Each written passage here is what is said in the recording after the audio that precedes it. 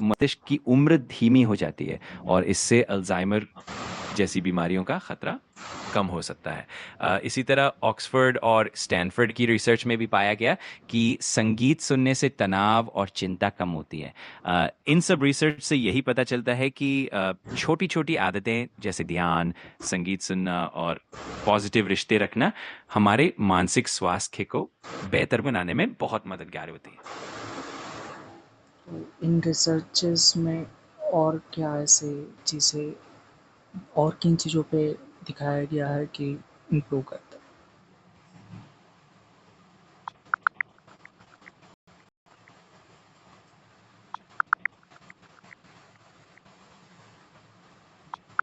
In research से ये भी पता चला है कि नियमित एक्सरसाइज, अच्छा और संतुलित खान-पान और पूरी नींद लेना भी मानसिक स्वास्थ्य को बेहतर बनाता है। माइंडफुलनेस और ध्यान से दिमाग को शांति मिलती है और इसके साथ-साथ दोस्तों और परिवार के साथ पॉजिटिव समय बिताने से भी मन खुश रहता है। इन सब चीज़ों को अपनी दिनचर्या में शामिल करने से धीरे-धीरे काफ़ी सुधार महसूस होता है। हाँ, ठीक है, पर मैं जानना चाहता हूँ कि ये जो हम सोचें कैसे क्लियर और कैसे वो जो प्रैक्टिस मतलब और जो नहीं करते हैं उनमें रिसर्च मतलब इस चीज़ को कैसे समझाती है? क्या फाइंडिंग्स निकले हैं? क्या सच है?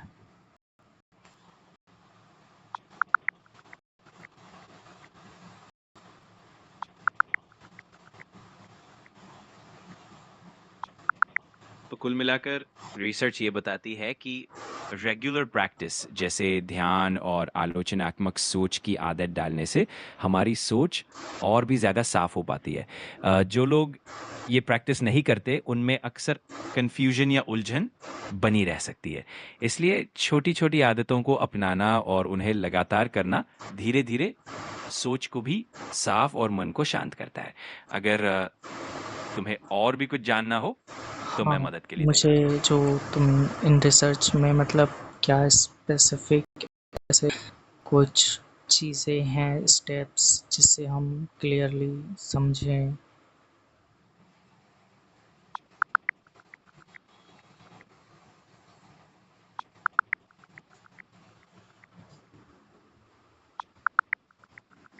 इन शोधों से जो खास स्टेप्स सामने आए हैं वो कुछ इस तरह है। सबसे पहले माइंडफुलनेस प्रैक्टिस जिसमें आप अपने विचारों और भावनाओं पर ध्यान देते हैं और उन्हें बिना जज किए स्वीकार करते हैं। दूसरा है कॉग्निटिव रीअप्रेजल जिसमें नकारात्मक विचारों को एक नए सकारात्मक नजरिए से देखने की कोशिश की जाती है। तीसरा है अपनी भावनाओं को खुलकर बयां करना जिससे मन हल्का होता है और तनाव कम होता है। और चौथा है सामाजिक समर्थन यानी दोस्तों और परिवार के साथ जुड़े रहना जिससे एक सपोर्ट सिस्टम मिलता है। इन स्टेप्स को अपनाने से हम अपनी सोच को और भी साफ और व्यवस्थित बना सकते हैं। हाँ, इसके साथ-साथ मुझे ये भी बताओ कि अगर हम किसी भी चीज़ के बारे में अगर सोच रहे हैं, तो कैसे क्लियर हों, कैसे कन्फ्यूज़ ना हो, कैसे हम सच को जानें और बॉडीली मतलब कि कन्फ्यूज़ ना हों हम? जब भी हम किसी बात की समझने की कोशिश करते हैं और कंफ्यूज रहते हैं तो सबसे पहले धीरे-धीरे उस पर ध्यान देना और उसके बारे में लिख लेना मदद कर सकता है। अपने सवालों को छोटे-छोटे हिस्सों में बाँटकर देखो ताकि हर एक पहलू को समझना आसान हो जाए। इसके अलावा किसी भरोसेमंद दोस्त या मेंटोर से बात करने से भी चीज़ें क्लियर हो जाती हैं। और सबसे ज़रूरी बात खुद पर भरोसा रखो और धीरे-धीरे अभ्यास करते रहो। इससे कन्फ्यूजन कम होने लगेगा और सच धीरे-धीरे सामने आने लगेगा। ठीक है, तो इसमें जो लिखा है डॉक्टर्स ने जो करने के लिए बोला है होमवर्क, उसको बारे में पूरा समझाओ।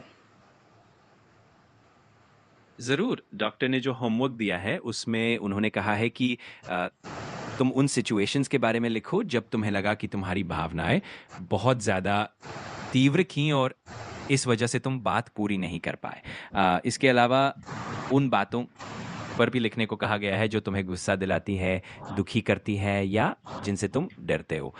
इसका मकसद ये है कि तुम अपनी भावनाओं को अच्छे से पहचानो और समझो कि कौन सी चीज़ें तुम्हारे इमोशंस को ट्रिगर करती हैं। इससे तुम्हें खुद को और अच्छे से समझने में मदद मिलेगी और धीरे-धीरे इमोशंस को रेगुलेट करने में भी आसानी होगी। तो मतलब इस चीज़ को पूरा मतलब समझूँ कैसे मतलब?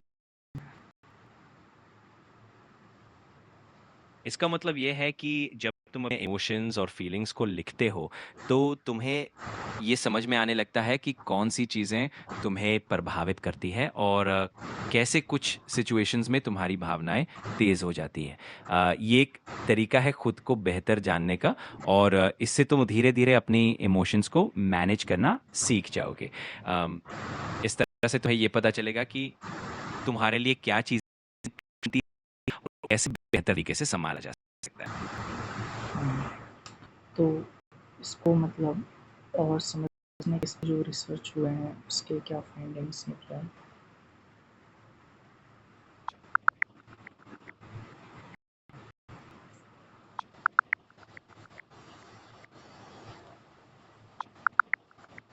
रिसर्च से ये पता चला है कि जब हम अपनी भावनाओं और विचारों को लिखते हैं, तो इससे हमारा तनाव, चिंता और डिप्रेशन कम होने में मदद मिलती है। जो लोग नियमित रूप से अपने अनुभवों को लिखते हैं, उनकी मानसिक सेहत बेहतर होती है और उन्हें अपनी भावनाओं पर ज़्यादा अच्छा नियंत्रण मिलता है। इस तरह के अभ्यास से सेल्फ अवेयरनेस भी बढ़ती है और इमोशनल रेगुलेशन भी बेहतर होता है। तो उन रिसर्चों में और मतलब इसके बारे में क्या है पूरा विस्तार से कि कैसे काम करता है या किन-किन बातों का ध्यान रखना चाहिए या इम्प्रूव कैसे होता है, क्या सच है?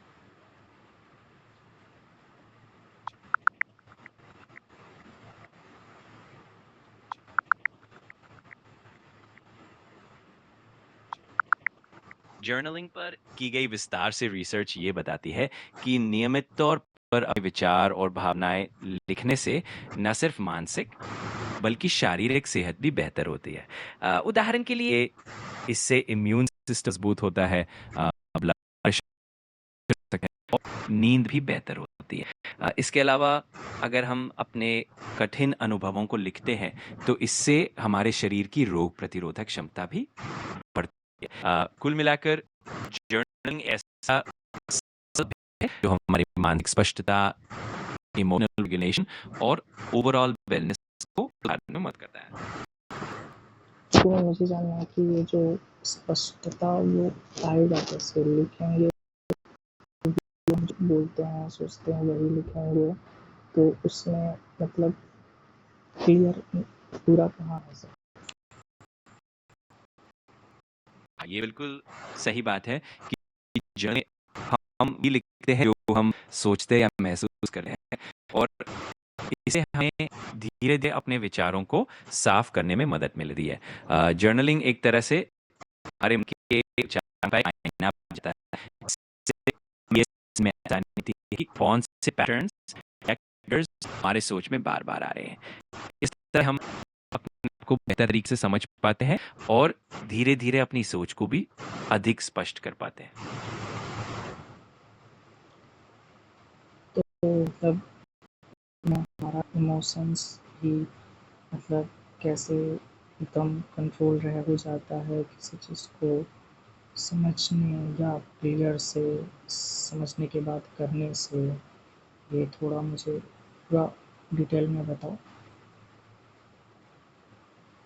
जब हम अपने इमोशंस को लिखते हैं, तो हमें ये समझ में आना शुरू हो जाता है कि किन सिचुएशंस या बातों से हमारी भावनाएँ तीव्र होती हैं।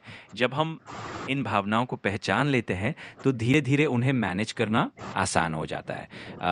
इसके साथ ही जब हम चीज़ों को लिखकर समझ लेते हैं, तो हमारे मन में एक स्पष्टता आती है, जिससे हम आगे चल पाते हैं। इस प्रक्रिया में धैर्य और नियमितता बहुत ज़रूरी होती है और धीरे-धीरे ये सब हमें और भी मज़बूत बनाता है। लेकिन और मतलब कि पूरा तो उसके लिए किन-किन बातों का ध्यान या इम्प्रूव कैसे किया जा सकता? पाने के लिए सबसे ज़रूरी है कि हम रेगुलर प्रैक्टिस करें और धैर्य रखें। जब भी हम लिखते हैं, ईमानदारी से अपने विचारों को बिना जज किए लिखें। समय-समय पर अपने लिखे हुए दोबारा पढ़ें ताकि आप देखें कि क्या पैटर्न्स फिगर्स बार-बार सामने आ रहे हैं। इसके अलावा मेडिटेशन या माइंडफुलनेस जैसी तकनीकों को भी अपनाना मदद कर सकता है। धीरे-धीरे ये सब चीज़ें मिलकर सोच और इमोशंस को कंट्रोल में रखने में मदद करती हैं। ये चीज़ें मैं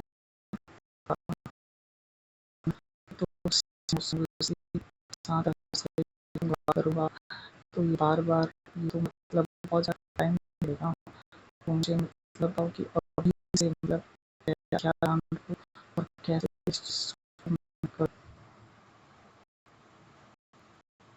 मैं समझता हूँ कि शुरू में ये थोड़ा अजीब लग सकता है और टाइम भी लगता है, लेकिन ये बहुत ज़रूरी है। शुरुआत में बस ये ध्यान रखो कि ईमानदारी से रहे और कुछ नहीं कर रहे। धीरे-धीरे बन जाएगी और तुम देखोगे कि समय के साथ तुम्हारी सोच भी ज़्यादा आप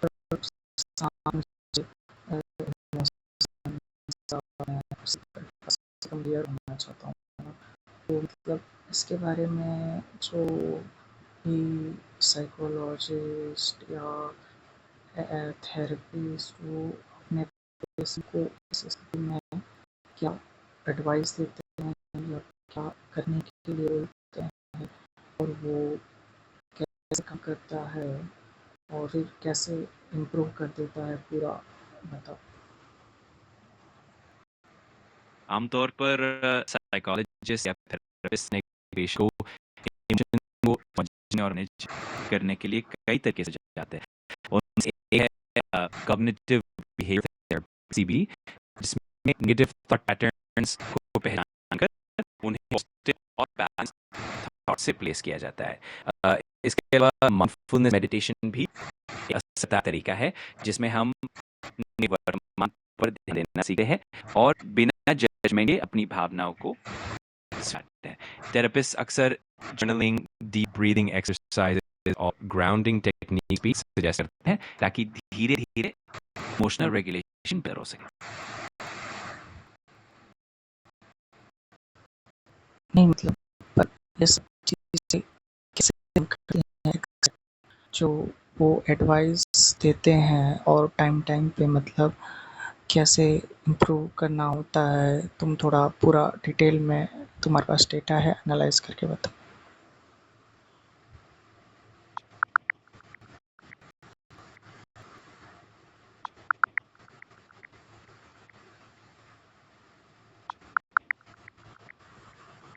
दरअसल सीबीटी यानी कॉग्निटिव बिहेवियरल थेरेपी में हम अपने नेगेटिव थॉट पैटर्न्स को पहचान कर उन्हें चैलेंज करते हैं और उन्हें ज़्यादा और थॉट से रिप्लेस करने की कोशिश करते हैं। इससे धीरे-धीरे हमारी सोच का ढंग बदलता है, जिससे इमोशंस पर अच्छा असर पड़ता है। वहीं माइंडफुलनेस में हम वर्तमान पल पर ध्यान देना सीखते हैं, जिससे हम बिना जजमेंट के अपने एहसासों को स्वीकारते हैं और इससे स्ट्रेस और एंग्जायटी कम होती है। इन दोनों तकनीकों को समय के साथ रेगुलर अभ्यास करने से इमोशनल रेगुलेशन बेहतर होता जाता है और हम अपने इमोशंस पर ज़्यादा कंट्रोल महसूस करने लगते हैं। तो मतलब कि और बताओ। मैं समझ सकता हूँ कि तुम और भी जानकारी चाहते हो। दरअसल इन थेरेपी तरीकों का असर धीरे-धीरे दिखाई देता है और कंसिस्टेंसी काफ़ी ज़रूरी होती है। थेरेपिस्ट्स अपने पेशेंट्स की प्रोग्रेस पर नज़र रखते हैं, समय-समय पर टेक्नीक्स को एडजस्ट करते हैं और पेशेंट को गाइड करते रहते हैं ताकि वो अपने इमोशंस को बेहतर समझ सकें और उन्हें सँभाल सकें। अगर तुम्हें किसी भी और चीज़ पर डिटेल चाहिए, तो मैं खुशी से बताने के लिए तैयार हूँ। हाँ, मुझे इसमें डिटेल चाहिए कि ठीक है बट कोई भी इमोशंस इमोशंस हैं, ठीक है? लेकिन वो इमोशंस जिस वजह से हैं और अगर वैलिड हैं, तो उसके लिए जो करना है वो भी करें, लेकिन इमोशंस को इमोशन की तरह रखें और लेकिन वो जो करना है वो करे सोच समझ के, बिना रिएक्ट किए। तो इस चीज़ को मतलब थोड़ा और मैं पूरा ऐसे समझना चाहता हूँ कि क्या एडवाइस देते हैं अपने पेशेंट्स को। मैं समझता हूँ तुम्हारा सवाल काफ़ी गहरा है। थेरेपिस्ट अक्सर ये सलाह देते हैं कि इमोशंस को स्वीकारना ज़रूरी है, यानी इमोशंस को महसूस करने से डरना नहीं चाहिए, लेकिन साथ ही उन प्रतिक्रिया देना एक कला है। इसके लिए वो माइंडफुलनेस की प्रैक्टिस करने को कहते हैं, जिससे हम अपने इमोशंस को पहचान कर बिना जल्दी रिएक्ट किए ठहर कर सोचने का मौका पाते हैं। थेरेपिस्ट ये भी कहते हैं कि इमोशंस को जज करने की बजाय उन्हें एक संकेत तरह दो जो हमें बताते हैं कि हमारे अंदर क्या चल रहा है। इस तरह हम धीरे धीरे अपनी प्रतिक्रिया को और भी बना। थोड़ा और गहराई और डिटेल में बताओ। समय के साथ साथ जब इन तकनीकों को हम लगातार अपनाते हैं, तो हमें अपने विचारों और भावनाओं पर ज़्यादा समझ और कंट्रोल में लगता है। थेरेपिस्ट भी तुम्हारे साथ मिलकर छोटे-छोटे गोल सेट करते हैं ताकि तुम्हारी प्रोग्रेस धीरे-धीरे ठीक होती रहे। इस तरह से थोड़ा धैर्य और निरंतर प्रयास से तुम्हें अपने इमोशंस और थॉट्स पर और भी क्लैरिटी और बैलेंस महसूस होने लगेगा। पर ये जो स्टेप्स होते हैं वो उसको मुझे थोड़ा समझाओ कि वो पूरे कैसे होते हैं।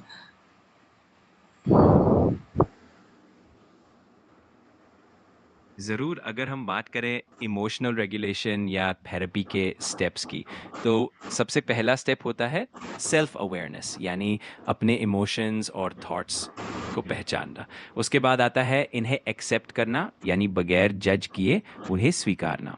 फिर हम इन नेगेटिव थॉट्स को चैलेंज करते हैं और उन्हें पॉजिटिव या बैलेंस थॉट से रिप्लेस करने की कोशिश करते हैं। इस पूरी प्रक्रिया में धैर्य और रेगुलर प्रैक्टिस बहुत ज़रूरी है और इससे धीरे-धीरे सुधार नज़र आने लगता है।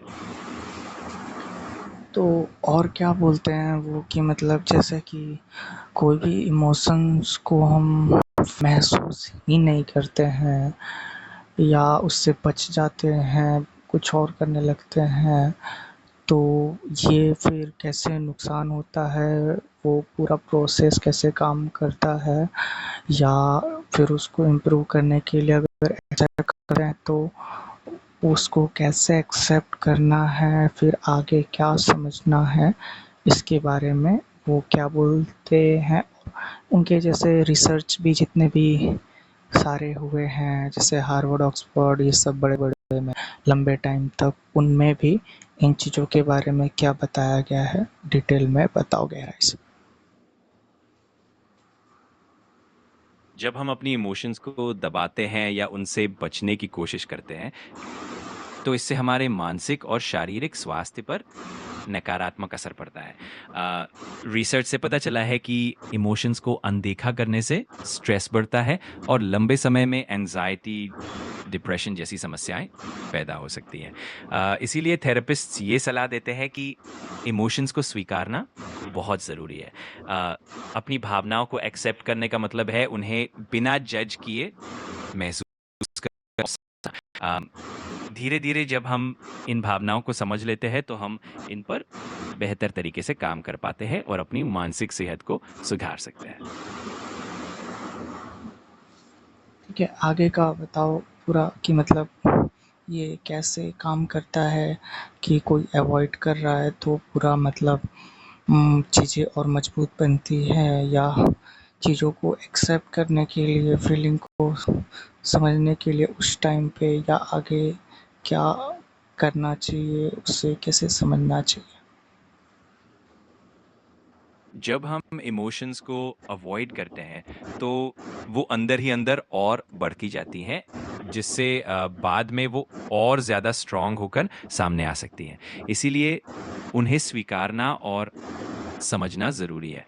जब आप किसी भावना को महसूस कर रहे हो, उसे बिना जज किए सिर्फ एक ऑब्जर्वर की तरह देखने की कोशिश, उसे शब्दों में पढ़ें, चाहे लिखकर या किसी भरोसेमंद इंसान से बात करके। धीरे धीरे इससे आप अपने इमोशंस को बेहतर तरीके से समझ पाएंगे और उनका प्रभाव कम हो जाएगा। लेकिन ये ऑब्ज़र्व करते टाइम, है ना? और इमोशंस तो होते ही हैं, और फिर हम कुछ अगर मीनिंग दे देते हैं या नहीं भी दें, बट अनकॉन्शियसली वो मीनिंग या जज तो करते ही हैं अनकॉन्शियसली, तो वो कैसे काम करता है, कैसे इसे इम्प्रूव करे, समझे? ये सही बात है कि कभी-कभी हम अनजाने में ही अपनी भावनाओं को जज कर लेते हैं। इसे सुधारने के लिए सबसे पहले अपने आप को थोड़ा समय देना ज़रूरी है। जब भी कोई इमोशन आए, उसे महसूस करें और उसके पीछे का कारण समझने की कोशिश करें। अगर कोई जजमेंट आ भी जाए, तो उसे नोटिस करके धीरे-धीरे छोड़ने की कोशिश करें। माइंडफुलनेस और ध्यान जैसी टेक्निक्स ये पर मदद करती है, क्योंकि ये हमें बिना जजमेंट अपने विचारों और भावनाओं को देखने की आदत सिखाती है। तो मुझे और बताओ कि ये जो ध्यान कैसे करते हैं, रिसर्च में क्या फाइंडिंग्स निकले हैं, कि पूरा उसका प्रोसेस कैसा?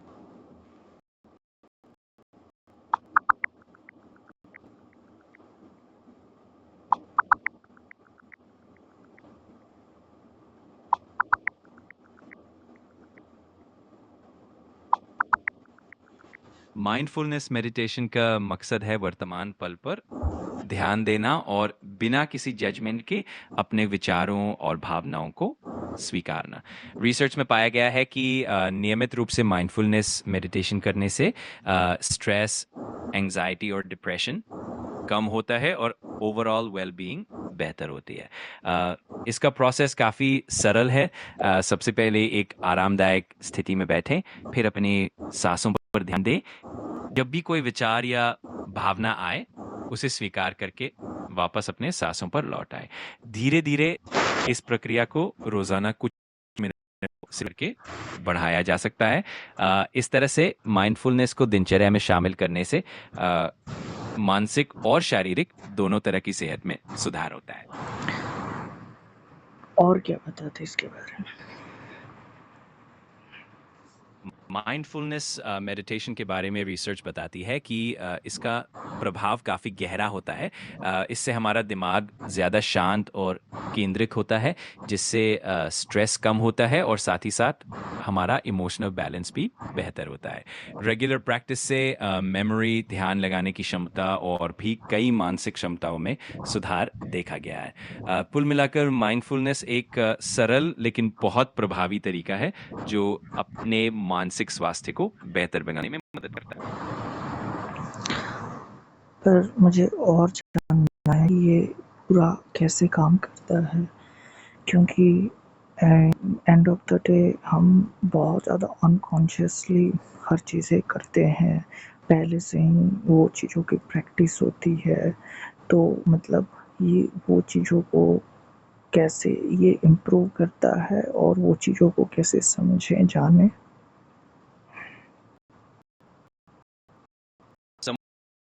कि माइंडफुलनेस हमें धीरे-धीरे अपने अनकॉन्शियस पैटर्न्स को पहचानने में मदद करती है। जब हम ध्यान से अपने विचारों और भावनाओं को देखते हैं, तो हमें पता चलता है कि कौन से रिएक्शंस आदत बन चुके हैं।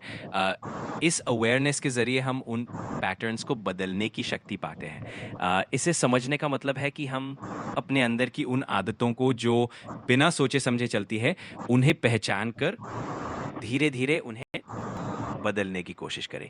यही प्रक्रिया हमें ज़्यादा सजग, शांत और संतुलित बनाती है।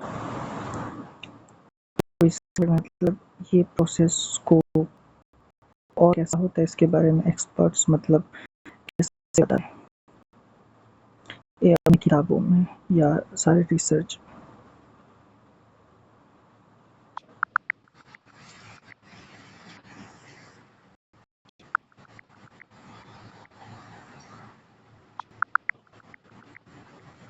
एक्सपर्ट्स ने और कई रिसर्च में माइंडफुलनेस की प्रक्रिया को बहुत ही सहज तरीके से समझाया गया है। आमतौर पर इसमें संवेदनाओं महसूस करना और अपने विचारों को बिना जज किए देखना शामिल होता है। धीरे धीरे इस प्रैक्टिस से हमारा अनकॉन्शियस माइंड भी ज्यादा सजग और शांत होने लगता है और हमें अपने भीतर की दुनिया को बेहतर तरीके से समझने का मिलकर हमारे मानसिक और शारीरिक स्वास्थ्य को बेहतर बनाना। और आगे का माइंडफुलनेस की खासियत ये है कि इसे हम रोज़मर्रा की ज़िंदगी में भी अपना सकते हैं। जैसे खाना खाते समय, टहलते समय या कोई भी काम करते हुए बस पूरी तरह उस पल में मौजूद रहना और हर अनुभव को महसूस करना। एक्सपर्ट्स इसे एक तरह का मानसिक व्यायाम मानते हैं, जो हमें अपने विचारों और भावनाओं पर बेहतर नियंत्रण देना सिखाता है। कुल मिलाकर माइंडफुलनेस एक साधना है, जो अभ्यास से और भी गहरी होती जाती है। पर ऐसा तो होता नहीं है ना दिन में कभी भी अनकॉन्शियसली भी बहुत सारे थॉट्स या बिहेवियर्स या इमोशंस या हम वैसे करते हैं तो मतलब इन चीज़ों को कैसे समझ के ये अच्छे से कर पाए प्रैक्टिस। जब हमारे थॉट्स या इमोशंस अनकॉन्शियस तरीके से काम करते हैं, तो माइंडफुलनेस की प्रैक्टिस धीरे धीरे हमें इन्हें पहचानने और समझने में मदद करती है। सबसे पहले अपने आप को थोड़ा समय देना ज़रूरी है और धैर्य रखना पड़ता है। जब भी कोई भावना या विचार आए, उसे नोटिस करे, उस पर कोई जजमेंट ना लगाए और उसे धीरे से स्वीकार करें। प्रैक्टिस के साथ ये समझ आ जाती है कि हमारे बिहेवियर के पीछे कौन सी आदतें या ट्रिगर्स काम कर रहे हैं और फिर हम धीरे धीरे उन्हें बदलना सीख जाते हैं। नहीं बट ये ज़्यादा टाइम तक प्रैक्टिस नहीं हो पाता है तो मतलब और क्या बोलते हैं कि क्या करना चाहिए कैसे इम्प्रूव करना चाहिए। अगर कभी प्रैक्टिस में इंसिस्टेंसी नहीं रह पाती, तो सबसे ज़रूरी है अपने आप पर ज़्यादा सख्त ना होना। धीरे धीरे छोटी छोटी शुरुआत करना और इस अपनी रोज़मर्रा की ज़िंदगी में शामिल करना मददगार हो सकता है। ज़रूरी नहीं कि लंबा समय हो, बस दिन में कुछ मिनट भी काफ़ी होते हैं। साथ ही खुद को याद दिलाते रहना कि ये एक सीखने की प्रक्रिया है, जिसमें उतार-चढ़ाव आना स्वाभाविक है। धीरे-धीरे प्रैक्टिस फिर से अपनी रिदम में आ जाएगी। हाँ हाँ पर मैं ये भी जानना चाहता हूँ कि इसको पूरी तरह से करें कैसे क्योंकि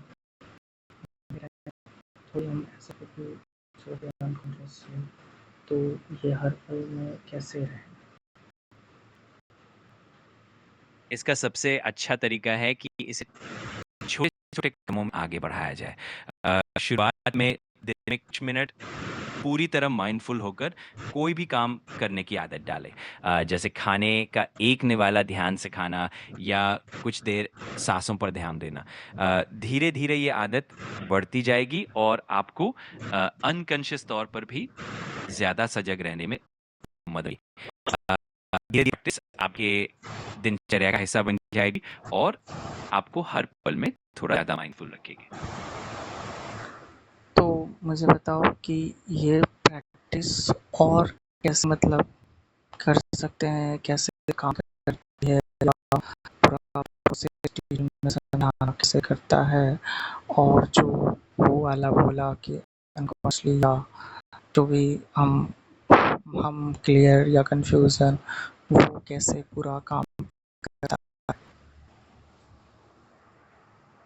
माइंडफुलनेस की प्रैक्टिस में सबसे पहला कदम होता है अपने आप को वर्तमान पल में मिलना। जब हम ध्यान करते हैं तो हम अपने सांसों पर, शरीर की संवेदनाओं पर या किसी भी एक बिंदु पर ध्यान केंद्रित करते हैं। इस दौरान जब भी हमारा मन भटकता है, हम उसे प्यार से वापस उसी बिंदु पर ले आते हैं। इस प्रक्रिया से धीरे-धीरे हमारा अनकॉन्शियस माइंड भी शांत होने लगता है और हम अपने विचारों और भावनाओं को ज़्यादा स्पष्टता से देखने लगते हैं। इस तरह माइंडफुलनेस हमें बेहोशी से होश की ओर ले जाती है, जिससे हम अपने अंदर की उलझनों को बेहतर समझ पाते हैं। हाँ, लेकिन इस शांति को कैसे हर पल में होगा? थोड़ा और प्रैक्टिकल रियलिस्टिक तरीके से बताओ। ज़रूर। एक प्रैक्टिकल तरीका ये हो सकता है कि दिन में छोटे ब्रेक्स लेना करो। जैसे कि कोई काम करते-करते 1 मिनट का ब्रेक लेकर अपनी सांस ध्यान दो या अपने आस-पास के माहौल को गौर से देखो। ये छोटे-छोटे पलों ने माइंडफुलनेस लाने से धीरे-धीरे आदत बन जाती है। ज़रूरी नहीं कि हर पल शांत ही हो, लेकिन जब भी याद आए, उसी पल में लौट आना और अपने आप को थोड़ा रिफ्रेश कर लेना ही सबसे प्रैक्टिकल तरीका होता है। ठीक है, तो उसको और अच्छे से करने के लिए और जितने भी फिलोसोफर हैं, उन्होंने क्या बोला है, खास करके ओशो ने क्या बोला है इसमें?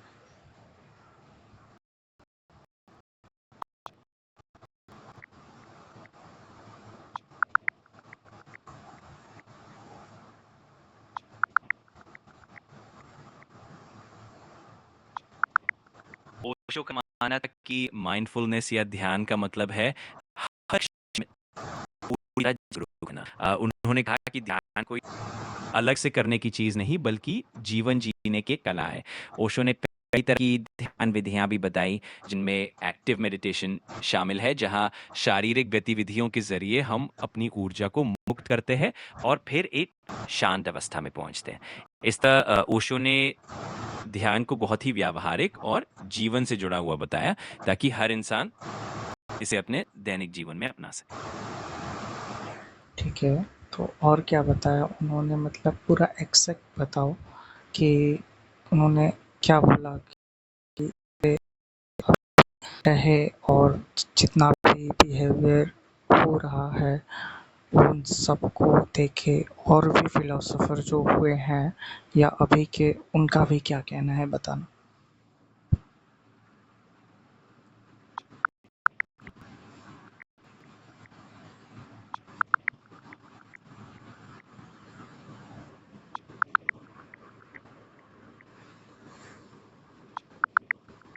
ओशो का मानना है कि माइंडफुलनेस का मतलब है हर पल में पूरी तरह उपस्थित रहना बिना किसी जजमेंट के। उनका कहना है कि जब हम जीवन को बगैर किसी पूर्वाग्रह के देखते हैं तो हम सच में एक सच्ची माइंडफुल अवस्था में प्रवेश करते हैं। इसी तरह कई और आधुनिक फिलोसोफर्स का भी यही मानना है कि माइंडफुलनेस का अभ्यास हमें अपनी आदतों और व्यवहारों को बेहतर समझने और उन्हें बदलने में मदद करता है। नहीं, पर पूरा वो प्रोसेस बताओ जो सबने बताए हैं और ओशो ने बताया।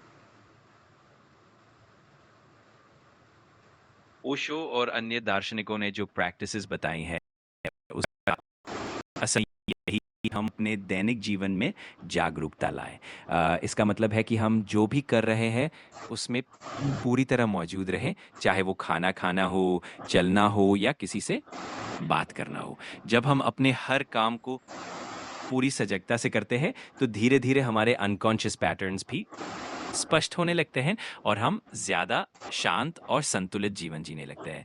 ये एक सतत अभ्यास है जो समय के साथ और मजबूत होता जाता है। पर मतलब इसके बारे में उन्होंने बताया होगा कि ये सब कुछ होता है, जिससे हम नहीं हो पाते हैं, या इससे होने के लिए कैसे हो जाएं, वो हैं ही हम। ओशो का कहना था कि हम पहले से ही उस जागरूकता की स्थिति में पहुंच सकते हैं, बस हमें उस परत को हटाना होता है जो हमारे असली स्वभाव को ढक देती है। अ, उन्होंने कहा कि हम बस अपने विचारों से, अपनी आदतों से और अपने डर से खुद को पहचानने लगते हैं, जबकि असली में हम इन सब से परे हैं। उनका जोर इस बात पर था कि हम खुद को उसी रूप में स्वीकारें जैसे हम हैं, और हर पल को पूरे होश और आनंद के साथ जिएं। इस तरह से हम अपने आप में ही पूर्ण हो जाते हैं। तो मतलब उनका जैसे सारे इमोशंस के बारे में लेकर क्या कहना था, और फिर उससे कि कैसे फिर भी अभी में रहे हैं, और प्रोसेस मुझे पूरा जानना है कि मतलब वो कैसे रियलिटी में करें, और जो भी बिहेवियर है वो सब ना करें, लेकिन अगर कुछ असली चीज़ें हैं तो हम उसकी सोच समझ के करें। ओशो का मानना था कि इमोशंस को दबाने या नकारने के बजाय उन पूरी तरह से समझना और स्वीकारना ज़रूरी है। उन्होंने कहा कि जब हम अपने इमोशंस को बिना किसी जजमेंट के देखते हैं, तो हम उनके पीछे की सच्चाई को समझ पाते हैं। उन्होंने ये भी कहा कि इमोशंस को पूरी तरह जीना चाहिए ताकि वो अपने आप हल्के हो जाएँ। जब हम ऐसा करते हैं, तो हम ज़्यादा गए और हमारे बिहेवियर भी ज़्यादा संतुलित और समझदारी भरे हो जाते हैं। इस तरह हम अपनी ज़िंदगी को और भी वास्तविक और सार्थक तरीके से जी सकते हैं। और मतलब उन्होंने क्या जितनी भी बातें बताई वो एक बात की ओर इशारा करता हो, और सारे फिलोसोफर भी उसी बात की ओर इशारा करते हो, वो प्रोसेस क्या है? दरअसल ओशो और अन्य दार्शनिकों की बातों का सार यही है कि हम पूरी तरह जागरूकता और सचेतनता के साथ जिए। इसका मतलब है कि हम हर पल को बिना जज किए, बिना किसी पूर्व के अपने अनुभवों को स्वीकारें और उन्हें महसूस करें। अ, सभी दार्शनिक इस पर जोर देते हैं कि असली शांति और समझ तभी आती है जब हम अपने आप से जुड़ते हैं, अपने वास्तविक स्वभाव को पहचानते हैं और जीवन को उसी सहजता से जीते हैं। तो इस बारे में अभी के भी सारे फिलोसोफर की क्या मत है?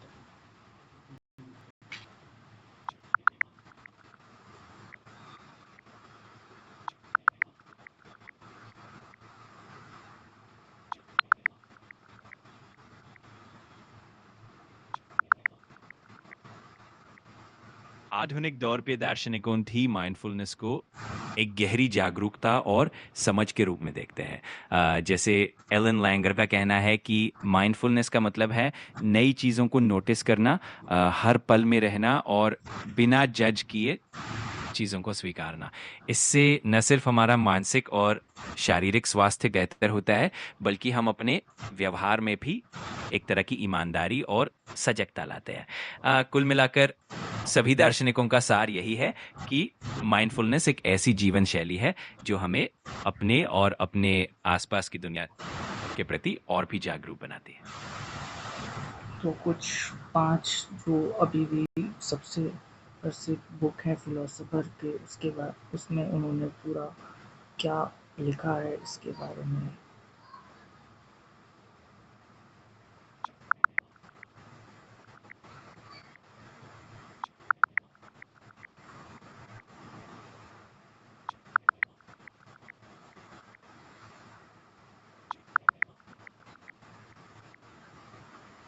इन किताबों में माइंडफुलनेस को अलग-अलग दृष्टिकोण से समझाया गया है, जैसे कि द पावर ऑफ नाउ में एकहार्ट टोले ने वर्तमान पल में जीने की महत्ता पर जोर दिया है, तो वहीं वेकिंग अप में सैम हैरिस ने आध्यात्मिकता को एक गैर धार्मिक नजरिए से देखा है।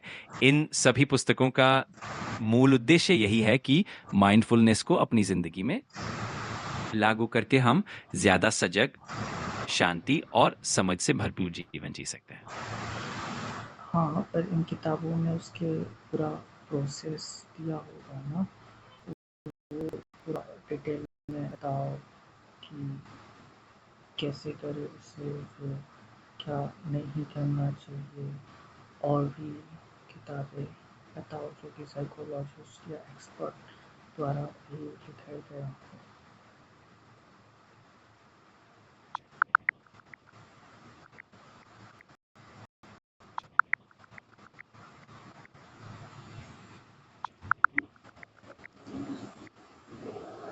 इन किताबों में बहुत ही व्यावहारिक तरीकों से माइंडफुलनेस को समझाया गया है, जैसे कि जॉन कबर्डन की किताब wherever you go there you are में उन्होंने माइंडफुलनेस मेडिटेशन की बारीकियां बताई हैं, जिनमें हर पल में मौजूद रहना शामिल है।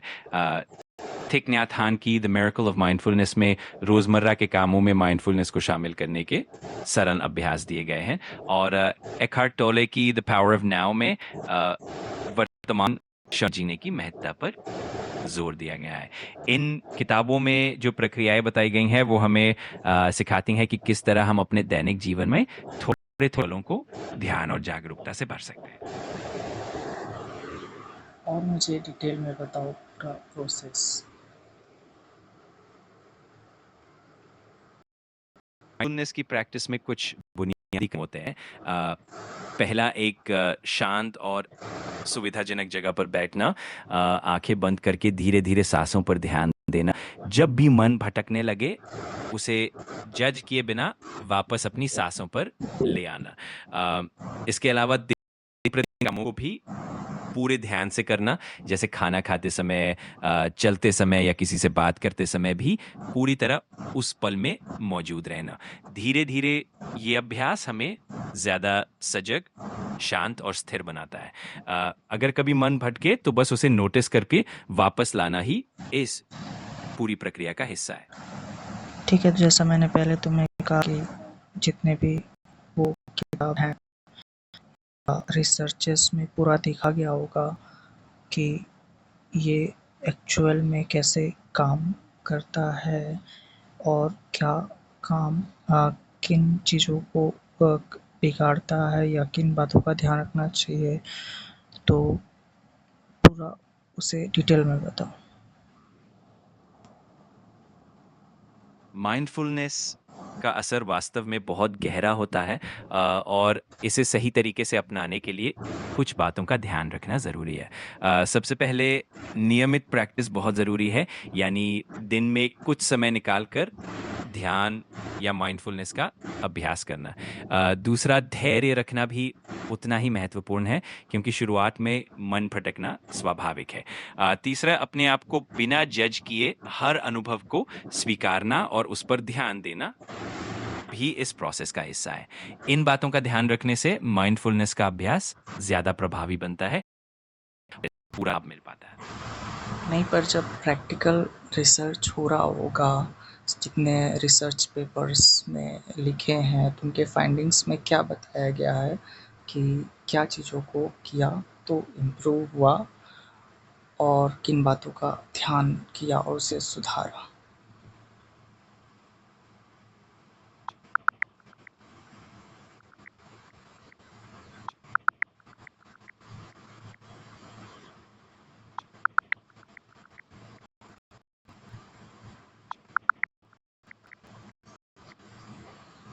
कई शोधों में देखा गया है कि नियमित माइंडफुलनेस अभ्यास से तनाव कम होता है, मानसिक शांति बढ़ती है और भावनाओं पर नियंत्रण बेहतर होता है। शोध में यह भी पाया गया है कि दिन में सिर्फ 5 से 10 मिनट का माइंडफुलनेस अभ्यास भी मानसिक और शारीरिक स्वास्थ्य में सुधार ला सकता है। इस अभ्यास में नियमितता और धैर्य रखना काफी महत्वपूर्ण माना गया है। मैं जानना, देखो मैं तुमसे बार बार वही पूछ रहा हूँ कि पूरा प्रोसेस क्या है, मतलब उन सारे बड़े बड़े रिसर्चेस या किताबों में जो लिखा है, या फिर उन रिसर्चेस के बारे में किताबों में उन साइंटिस्टों ने लिखा है, रिसर्चर्स ने लिखा है, तो बताओ। समग्र रूप से देखा जाए तो पूरा प्रोसेस अपने भीतर जागरूक लाने पर आधारित है। इसकी शुरुआत सांसों पर ध्यान देने से होती है, जिससे मन को वर्तमान पल में लाया जाता है। इसके बाद धीरे-धीरे विचारों और भावनाओं को बिना जज किए देने की आदत डाली जाती है। रिसर्च आ गया कि इस क्रिया से स्ट्रेस कम होता है, ध्यान केंद्रित करने की क्षमता बढ़ती है और एक समग्र मानसिक शांति और संतुलन का अनुभव होता है। इस पूरी प्रक्रिया में निरंतरता, धैर्य और स्वीकृति का भाव अत्यंत महत्वपूर्ण है। मेरे जितना भी तुमसे तुमने बताया, मुझे उसके आगे का बताओ और थोड़ा और चीज़ों को समझ लो जो मैं जानना चाहता हूँ, और एकदम ही ठोस मुझे सच जानना है जो डेटा कहता है।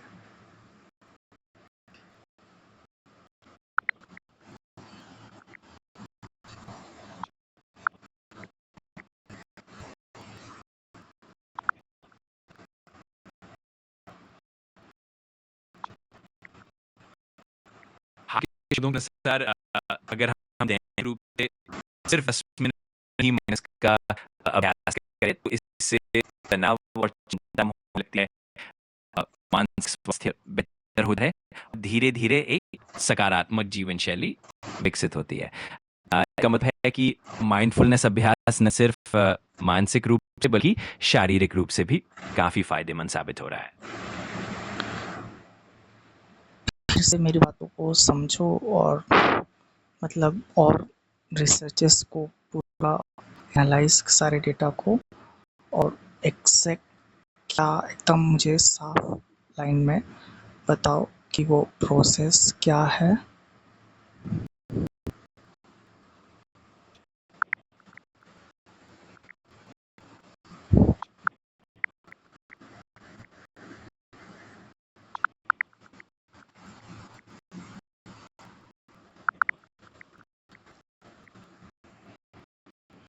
माइंडफुलनेस के पूरे प्रोसेस को संक्षेप में समझें तो सबसे पहला कदम है अपनी ध्यान को केंद्रित करना, आमतौर पर सांस पर ध्यान देना। इसके बाद धीरे धीरे अपने शरीर की संवेदनाओं, विचारों और भावनाओं को बिना किसी जजमेंट के देखना और उन्हें स्वीकारना शामिल है।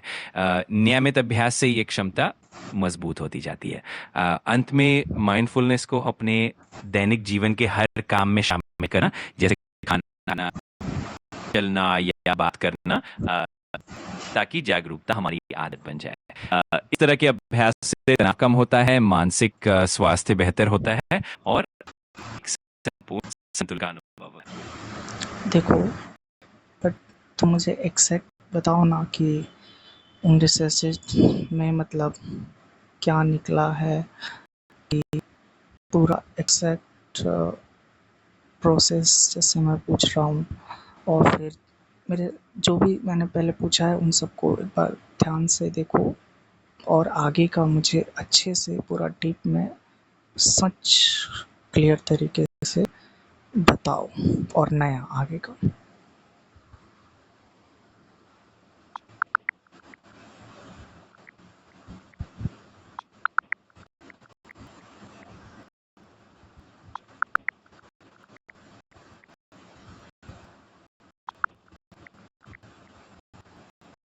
माइंडफुलनेस से अभ्यास के लिए जो से निकलने वाली कुछ मुख्य स्टेप्स इस तरह है। सबसे पहले एक शांत जगह चुनें जहां आपको कोई बाधा ना हो।